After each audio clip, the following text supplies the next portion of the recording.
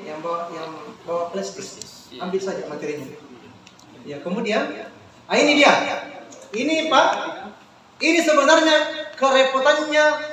Saya pernah iseng-iseng bertanya kepada yang sudah beberapa kali ikut pelatihan akupuntur dan akupresur. Iseng-iseng saya bertanya. Termasuk yang saya sudah tanya itu ini, Sulaiman. Dan tapi banyak yang saya sudah tanya yang lain. Di sini dia kendalanya ini Pak, Bapak Ibu. Ini kendalanya dia itu. Dia tidak hafal istilah, tapi jago memijat. Artinya jago di praktek, tapi tidak tahu teori. Tidak kuat di teorinya. Iya, tidak apa-apa, asalkan sesuai SOP. Cuman masalahnya, kalau misalnya kita mau menyampaikan ke orang atau mau mengajar, harus kuat di teori. Harus kita tahu teorinya, tahu minimal tidak hafal rinciannya, sampai detail-detailnya kita tidak tahu, minimal ditahu istilah-istilahnya. Karena biasanya kalau ada yang bertanya, coba ya, nanti pasti akan begitu. Kalau sudah lagi pelatihan, dibuat grup alumni kan?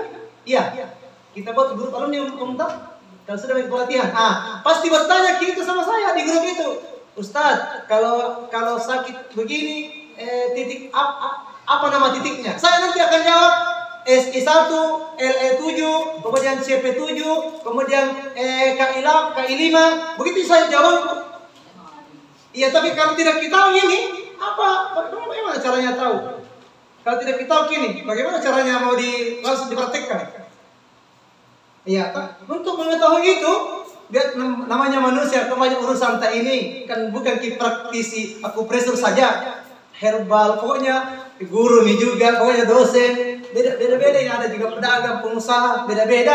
Nah, untuk alat bantu di rumah, pesan lalu kayak begini. Ini boneka. Boneka akupuntur. Boneka santet. Di Shopee. Iya. Beli pakai begini. Kalau mau minta tolong sama Ustaz Usman, nah beli satu yang beli tentu lebih murah lagi kan kalau gabungan. Satu kali datang nih, diadakan lagi maksudnya jangan putus Pak. Sampai sebentar sore tidak. Kalau mau tahu tentang akupresur ini, sampai sebentar sore ada namanya temu alumni upgrading. Setiap satu kali pertemuan ada 2-3 penyakit dibedah di situ. Cara akupresurnya bagaimana? Jangan putus. Buat grup alumni, jangan keluar di situ. Kemudian karena nanti dibutuhkan IPA. Ada itu alumni akupresur di Unismu. Saya bina 2016. Tiba-tiba anaknya itu kejang-kejang. Anak pertama kejang-kejang tinggi itu anaknya itu. Terus dia cari itu sampai berjam-jam, dia cari itu nomorku, mau tanya titiknya di mana. Karena lupa ceritanya ini kan dia kan sebagai dosen di UI. Jadi dia tanya terus. Akhirnya lama-lama dia dapat, langsung setelah itu ada bonekanya di rumah. Cari di titik itu, tekan di situ. Langsung tuntas. Anaknya yang kejang-kejang langsung melandai kejang-kejangnya sembuh. Iya. Itu jadi alumni pun memang dengan instrukturnya itu selalu memang harus ada kontak komunikasi. Gitu ya. Saya juga open di orangnya, open. alumni apa itu yang di Sudiang ya? Sekali diadakan pelatihan di Sudiang, satu kali pelatihan akupresur, satu kali pelatihan akupuntur dengan poin-poin yang sama, hampir sama, cuma ditambahkan sedikit. Apa namanya? Gencar bertanya di grup. Oke ya, ini sekarang kita masuk simbol-simbolnya. Meridian paru-paru disingkat yaitu LU. Tapi ya ini ya. Meridian paru-paru disingkat LU. Iya. Dia selalu ditempatkan sebagai meridian pertama ke-1. Jumlah titiknya nanti ada 11 titik dia. Oke? 11 titik. Meridian khusus besar biasa disebut dengan Yang Ming, tadi itu Tai Yin. Yang Ming tangan. Karena dia di tangan. Yang tangan karena dia di tangan. Ya. Simbol LI, large intestine. Sayangnya tidak ditulis bahasa Inggrisnya. Ya, ini karena tadi LU itu lung. Ini usus besar, LI karena dia large intestine. Ya, large intestine. Dia meridian kedua. meridian kedua. Paru-paru di sini, kemudian usus besar di belakangnya. Terus jumlah titiknya itu ada 20. Titik akupunturnya ada 20. Tapi titik wajibnya itu, titik meridian usus besar itu, kalau tidak salah itu hanya 2 ya, hanya 3 ya. Hanya 3 saja yang diambil dari 20 titik itu yang bisa dipijat, bukan yang bisa dipijat, yang wajib dipijat itu hanya 3 di meridian usus besar. Kemudian meridian lambung, simbolnya itu ST. Lambung simbolnya ST. ST itu stomat.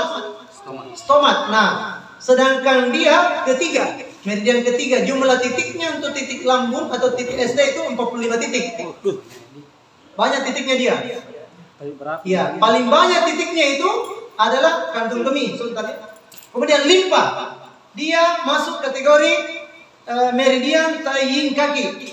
Dia disingkat dengan SP, spling. Spling itu limpa. Ya, dia meridian keempat, jumlah titiknya adalah 21 titik kalau meridian limpa, yang mulai dari sini ya. Terus naik ke limpa. Kemudian meridian jantung, biasa disebut dengan Shao Yin, tangan. Istilah simbolnya itu adalah HT.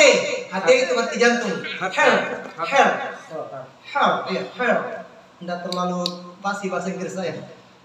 Heart. Dia titik kelima. Meridian kelima, jumlah titiknya itu kalau jantung itu 9 titik. Tapi titik wajibnya di akupresur itu hanya, kalau tidak salah itu hanya 2 titik yang diambil. Iya, titik wajibnya. Jadi tidak kalau yang jumlah titik ini titik akupuntur. Dari titik akupuntur itu dipilih lagi titik akupresur hanya sekian. Tidak semua diambil. Kemudian titik usus kecil, tai yin yang tangan.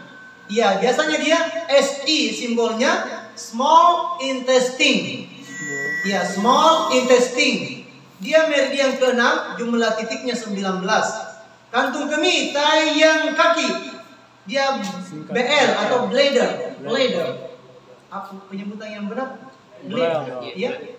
Bladder. Iya. Kemudian dia meridian ke-7, jumlah titiknya ini yang terbanyak. Kantung kemih ini yang terbanyak di belakangnya. BL ya. Dari sini BL terus naik terus ke atas sampai dia di kepala. Jadi kantung kemih bermasalah, banyak masalah yang akan banyak permasalahan muncul. Kalau kantung kemih kayak infeksi kantung kemih, kena batu ginjal, banyak masalah yang akan ditimbulkan karena dia hampir menguasai tubuh dari ujung kaki sini terus sampai ke kepala dia. Makanya kalau kantung kemih bermasalah itu karena itu kan penampungan sampah yang sifatnya benda-benda cair, hasil olahan limbah dari tubuh, ditampung semua di kantung kemih. Makanya kalau misalnya mau kencing dan ditahan, itu sebetulnya menahan sampah. Sama juga menahan buang air besar, itu menahan sampah sebenarnya. Makanya ada namanya jadwal kerja meridian, kerja organ. Iya, keluarkan. Mau kencing, keluarkan. Mau buang air besar, keluarkan. Utamanya kalau dibantu disiplinkan waktunya. Butuh latihan, butuh pembiasaan. Didisiplinkan waktunya. Misalnya bangun tidur dan mau tidur, harus buang dulu. Semua yang dimakan di siang dan di malam hari, buang di subuh hari. Semua yang dimakan sarapan pagi dan siang, dibuang sebelum tidur. Teratur, insya Allah tidak kena tumor kanker kalau lancar diabetes 2 kali sehari. Karena tumor kanker itu adalah merupakan hasil toksin dari tubuh yang terakumulasi, lalu keluarlah menyebabkan terjadinya kerusakan genetika. Ya, akhirnya menimbulkan sindrom yin dan yang tidak seimbang, lalu kacau ini sistem di dalam tubuh kita. Mudah terkena benjolan. Oke, lanjut. Ginjal, KI, kidney ini meridian ke-8, jumlah titiknya 27. Ya, jumlah titiknya ada 27. Kemudian tri pemanas atau biasa disebut dengan saoyan tangan, SI. Tri pemanas ini ya. Tapi kalau di sini tertulis SJ ya. SJ. Jangan dicari di sini. SJ itu. Hah? SJ di atas itu. Oh, SJ ya. Ya baik. Strip TW. SJ ya, SJ. Iya. Tri pemanas atau triple organizer, TE. Kadang juga disebut meridian TE, kadang disebut dengan SJ, kadang juga TP, tri pemanas. Banyak namanya ini ya. Satu-satunya meridian yang berubah-ubah nama istilahnya di setiap buku. Jadi nanti kalau beli buku, ada tertulis meridian SJ. Kadang dia bilang meridian TP, kadang dia bilang meridian TE, triple organizer. Jangan makin kaget, itu SJ Tonji itu, Sanjiao atau triple organizer. Dia, ini dia ya. Ini dia nih, di sini. Ini titik SJ. Sanjiao. Berakhir di sini dia. Berakhir di sini. Berkaitan dengan organ tubuh apa itu, Ustaz? Tri pemanas. Ini dia pemanas. Pemanas tubuh. Pemanas tubuh, penghangat. Penghangat. Jadi kalau seumpamanya orang terlalu dingin, berarti yang mau disentuh itu, disentil-sentil, dirangsang adalah SJ-nya, meridian SJ-nya. Ya, diambil nanti titik spesialnya, titik wajibnya sebentar ya, ada.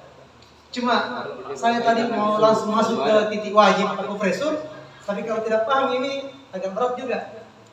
Ini sudah di-press ini Pak ya, belajar santai slow. Karena sebenarnya 100 jam ini kalau akupresur level 2. Kan sudah sebahagiannya di posting Pak. Beliau ini yang nulis ini. Yang mengetik setiap hari dari siang sampai sore, sudah diedit lagi. Beliau orangnya ini yang kasih materi di apa namanya itu di Telegramnya. Ya, Pak Sudirman. Sama Pak Sudirman di sini namanya. Kemudian kantung empedu, GB atau GB, gate bleeder. Gate bleeder ini 44 jumlah titiknya. Dia meridian ke-11. Iya, sayang kaki. Liver atau ying kaki. Biasanya disingkat LV. Liver.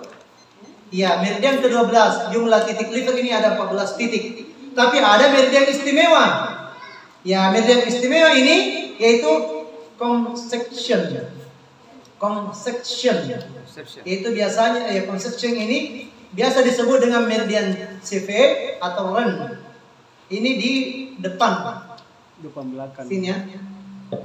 Ini meridian REN atau biasa juga disebut dengan CP. Ingat ya. Ingat, untuk meridian spesial ini atau meridian istimewa, tolong hafal karena di sini ada semua di sini kasus ejakulasi dini, mani encer, susah hamil, sakit lambung, sakit jantung, kaku lidah, tidak bisa berbicara tiba-tiba. Ya, kemudian turun berok, usus turun. Ya, tumor kandungan, kista, mioma, itu di meridian CP semua rank semuanya penyelesaiannya. Artinya diambil titik yang lain, tapi di sini juga penyelesaiannya. Nah, dia jalurnya lurus nih, di atas tulang kemaluan sampai ke titik di bawah bibir bawah. Sini. Pasangannya di sini kan? Nah, ini kan meridian tuh. Kali ini dia meridian run, meridian run. Atau biasa disebut juga dengan meridian CP. Ya, convection ya.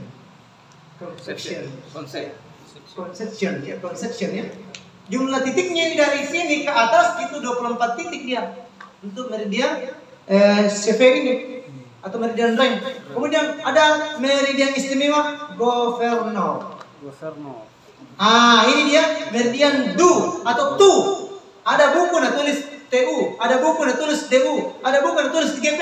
Pusing pembacanya. Padahal sudah 2-3 kali ikut pelatihan akupuntur. Padahal sama itu Tonji. Jadi istilah ini harus dihafal supaya tidak bingung-bingung nanti. Ya, supaya tidak bingung-bingung nanti. Nah, ini Bapak Ibu sekalian, kalau mau bagus, memang dihafal ini. Meridian LU itu titiknya ada 11. Meridian LU atau paru-paru lang tulis bacanya, titiknya ada 11. Mulai dari titik 1 sampai titik yang nomor 11 di sini ya. Ya, titik nomor 11 di sini. Ya, di sini. Ini dihafal semua. Tapi ini inisiatif memang, inisiatif. Ada beberapa dokter teman-teman bilang dari semua pelatihan sekolah yang saya ikuti bahkan di kedokteran, yang paling membuat saya bingung itu pelatihan akupuntur. Ada beberapa dokter bilang begitu, curhat sama saya. Bagaimana menurut Anda? saya bilang kalau pelatihan akupuntur itu sebetulnya tidak serumit itu sih. Tidak serumit itu juga. Mungkin karena ibu dokter baru belajar. Tapi memang banyak yang mengalami keluhan begitu. Biar ikut di SHM ya. Yang ikut di SHM kemarin Sekolah Herbal Muslim di Stikes Amanah. Ada beberapa dokter juga. Nah, sebenarnya tidak membingungkan. Cuma saja karena tidak sering kita meroja ulang-ulang. Tapi coba kalau kita sering baca, sering praktek, baca lagi yang dihafal dengan sendirinya. Utamanya istilah-istilahnya, jumlah titiknya ya. Oke, kita lanjut. Sekarang macam-macam nama-nama titik. Ini tidak usah dulu. Ada yang pentingnya lain. Ini jam piket ya. Jadi tubuh kita itu ada jam piket organ. Maksudnya itu bukan berarti organ itu tidak bekerja bukan pada jam piketnya tetap bekerja. Tetapi maksudnya kalau sudah tiba di jam piketnya organ tersebut, maka itu lebih aktif lagi di situ. Lebih aktif di situ. Seakan-akan kami bilang wajib dia bekerja di jam-jam itu. Jadi ketika terjadi permasalahan pada organnya kita, ya maka berarti pada jam-jam piketnya itu muncul masalah, ada reaksi, ada keluhan. Iya, ada gejala yang ditimbulkan pada jam piketnya kalau ada permasalahan pada organ. Sambil contoh, organ paru-paru atau lung, disingkat LU. Iya. Meriam paru-paru ini jam piketnya itu jam 3 sampai jam 5 pagi subuh. Iya. Jam 3 sampai jam 5, jam 3 dini hari sampai jam 5 pagi. Jam piketnya organ paru-paru. Makanya Bapak Ibu sekalian, ketika jam 3 dini hari sampai subuh, biasanya orang yang batu-batu itu tambah parah di situ. Iya. Tambah parah kan? Tambah banyak batunya. Iya. Orang yang ada gejala-gejala paru-paru atau misalnya terkena TB paru, itu biasanya tambah kencang batuknya di jam 3 sampai jam 5. Kenapa? Karena paru-paru sedang aktif-aktifnya bekerja. Iya, sementara dia bermasalah. Akhirnya muncullah reaksi batuk. Beda misalnya usus besar. Atau sama halnya usus besar atau LI, large intestine. Ya, large intestine. Usus besar bekerja mulai jam piketnya itu kuat-kuatnya bekerja jam 5 sampai jam 7 pagi. Itulah sebabnya biasanya bangun tidur langsung toilet. Ya, untuk proses pembuangan. Karena memang dia sudah waktu yang untuk dia buang keluar. Kapan lewat dari jam piketnya, nah kita baru keluarkan, itu berarti menyalahi. Tetap dikasih sesuai waktunya. Dibiasakan di jam piketnya. Artinya setidaknya setelah kita ketahui di jam piket kerja organ, maka setidaknya kita mendisiplinkan diri. Utamanya di pembuangan di jam-jam itu. Istirahat di jam-jam itu. Tidak boleh terlalu bekerja keras di jam-jam ini. Karena ada organ lain yang sementara diberi kesempatan untuk bekerja. Ada nanti. Tidak boleh tidur di jam-jam ini. Karena kalau kita tidur di jam-jam terlarang itu bermasalah bagi organ yang merupakan jam piketnya. Kita lanjut. Misalnya lambung. Lambung itu jam 7 sampai jam 9 pagi. Dia aktif-aktifnya bekerja. Berarti sebelum jam 7 itu idealnya lambung sudah terisi sebenarnya. Atau minimal awal daripada jadwal tiketnya lambung sudah dikasih kurma 7 biji sebelum kerja orang. Kecuali kalau sedang berpuasa ya. Kasih memang nih kalau sebelum subuh. Iya. Ini ya, jadi lambung nanti akan bekerja secara maksimal di jam 7 sampai jam 9. Dalam rangka apa? Lambung bekerja mencerna makanan yang sudah masuk, diabsorpsi sebaik mungkin, nanti akan menjadi nutrisi untuk imunitas tubuh kita, untuk energi kita sehari full. Makan sampai siang. Sampai siang ditanggung untuk sarapan paginya kita. Jadi tidak baik sebenarnya itu kalau tidak sarapan pagi walaupun bukan nasi. Tidak selamanya nasi. Boleh kurma 7 butir direndam malam-malam menjelang tidur, pagi-pagi jam 7 sebelum berangkat kerja. Iya, makan kurmanya, kemudian minum air hasil rendamannya. Namanya air nakik. Iya. Plus tambahkan madu 1 sendok, 1,5 sendok. Jangan juga terlalu banyak. Tidak baik juga kalau terlalu banyak madunya. Maksimal 2 sendok lah. Iya. Kemudian perbanyak minum air putih. Pergi kerja. Langsung. Kalau sudah menjelang subuh baru jam 4 baru bangun. Kadang 7 butir kurma dengan 1 gelas susu kambing, kemudian 2 sendok madu, air hangat, air dingin juga. Biasa juga hanya 1 buah pisang. Itu saja untuk sahur sampai maghrib. Tidak ada terasa lapar dan aktif mengajar setiap hari seperti ini. Tidak ada terasa lapar. Iya, itu bisa dicoba. Insya Allah, cuma memang diusahakan itu 4 gelas sampai akhir sahur airnya. Ya, 4 gelas air. Dengan susu kambingnya itu 1 gelas. Jangan tidak dihitung susu kambingnya menjadi 5 gelas. Boleh juga 5 gelas, boleh kalau mampu. Tidak ada masalah. Kemudian nanti usus kecil, tunggu ya. Limpa ya. Limpa jam 9 sampai jam 11. Ini kan kuat-kuatnya limpa bekerja itu jam 9 sampai jam 11. Tapi ada orang justru di situ dia ngantuk. Ngantuk di situ berarti limpa tak ada penurunan fungsi. Ada masalah sedikit di limpa sehingga ngantuk di jadwal kerja organ limpa itu ngantuk karena ada masalah di limpa. Ya, ada masalah. Limpa sedang lemah. Dia tidak bisa maksimal bekerja.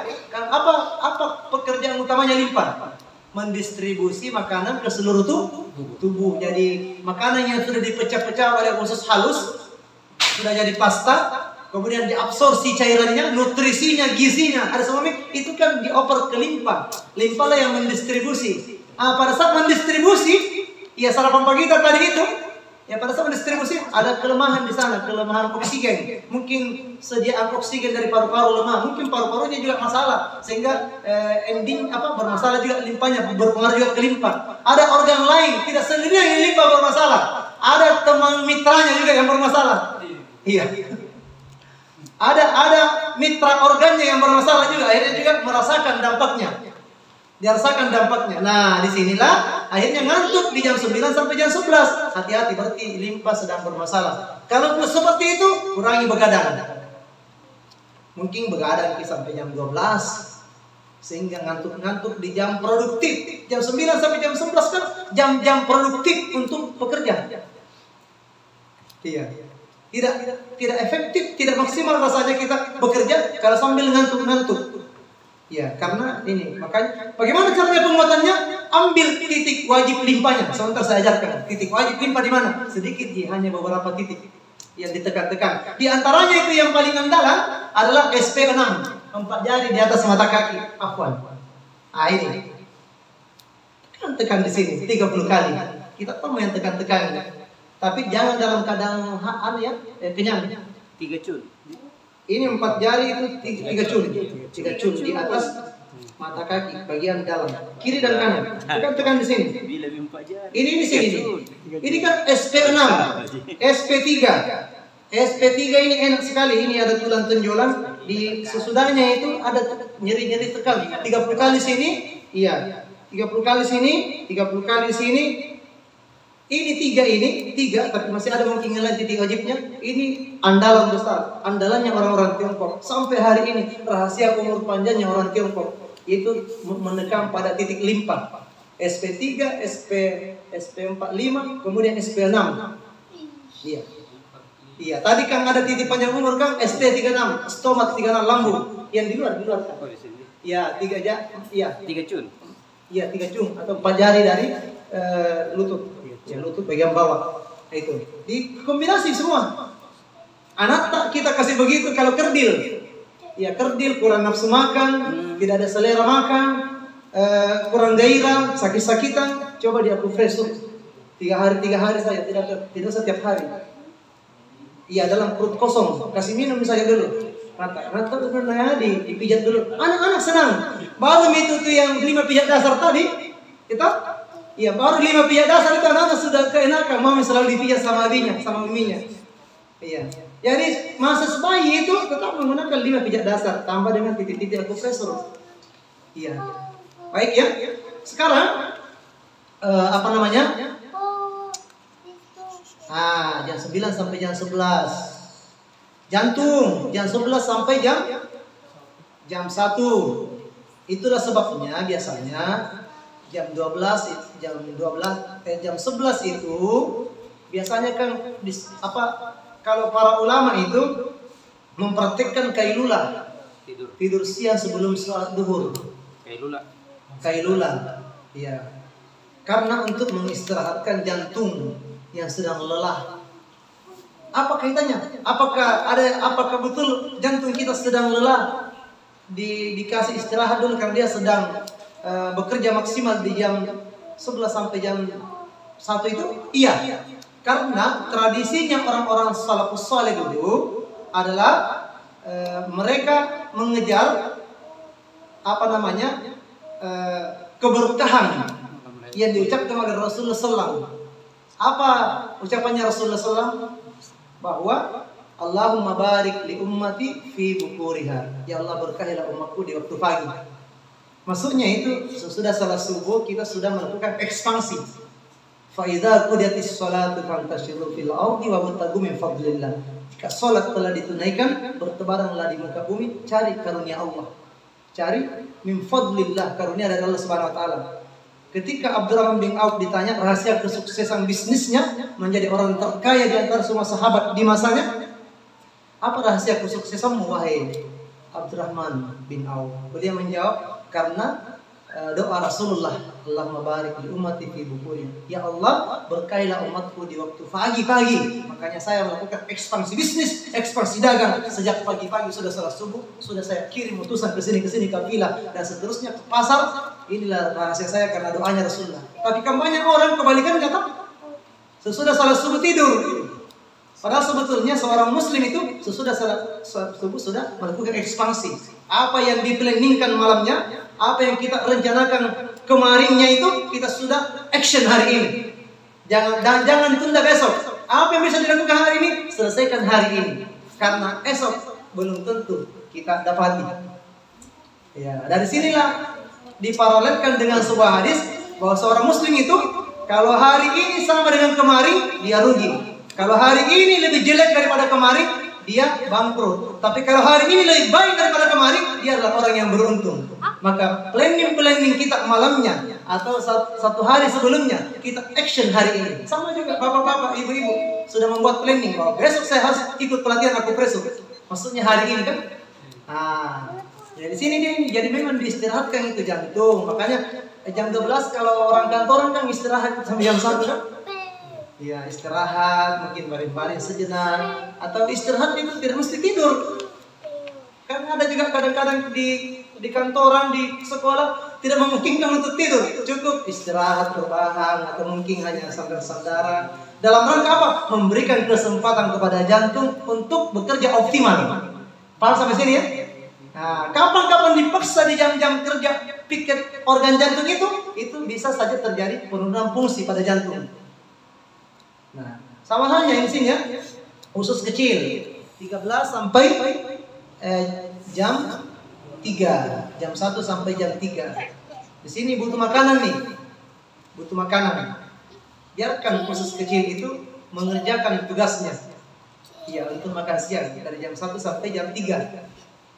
Iya, jam 1 sampai jam 3 itu adalah jadwal makan siang. Tapi baiknya memang jam 2, jam 1 supaya usus kecil itu bekerja optimal melaksanakan fungsinya. Ya.